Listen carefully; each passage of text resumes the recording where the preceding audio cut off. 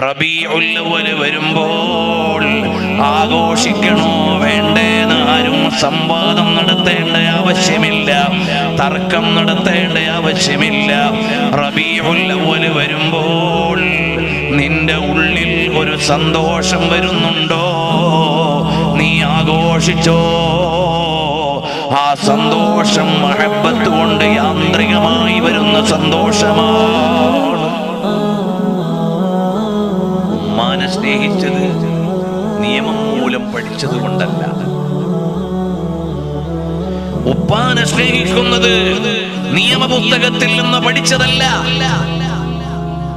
എന്നാൽ ഉമ്മയെയും ഉപ്പയെയും കാൾ സ്നേഹിക്കേണ്ട ഹബീബുനാ റസൂലുള്ളാഹി സ്വല്ലല്ലാഹു അലൈഹി വസല്ലം തങ്ങളെ സ്നേഹിക്കണമെന്നത് ഒരു മുഅ്മിനിന്റെ ഖൽബിന്റെ ഉള്ളിൽ നിറഞ്ഞു നിൽക്കുന്ന അഭിലാഷമാണ്.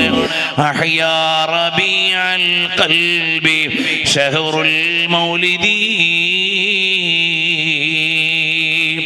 ഇത് ഹൃദയത്തിന്റെ വസന്തമാണ്, ഹൃദയമുള്ളവരുടെ ആഘോഷത്തിന്റെ മാസമാണ്.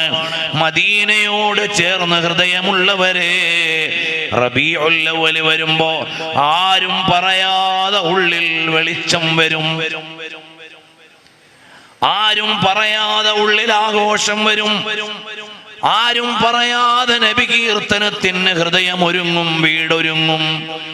അപ്പോൾ റബീഉൽ അവ്വൽ വരുമ്പോൾ നിങ്ങൾ ആഘോഷിച്ചോളൂ എന്ന് പറഞ്ഞിട്ട് വരേണ്ട ആഘോഷമല്ല, ഉള്ളിൽ നിന്ന് വരുന്ന ഒരു സ്നേഹത്തിന്റെ പ്രകടനമാണിത്.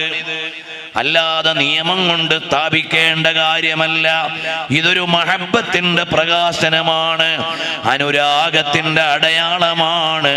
മഹബ്ബത്തു റസൂലില്ലാഹി.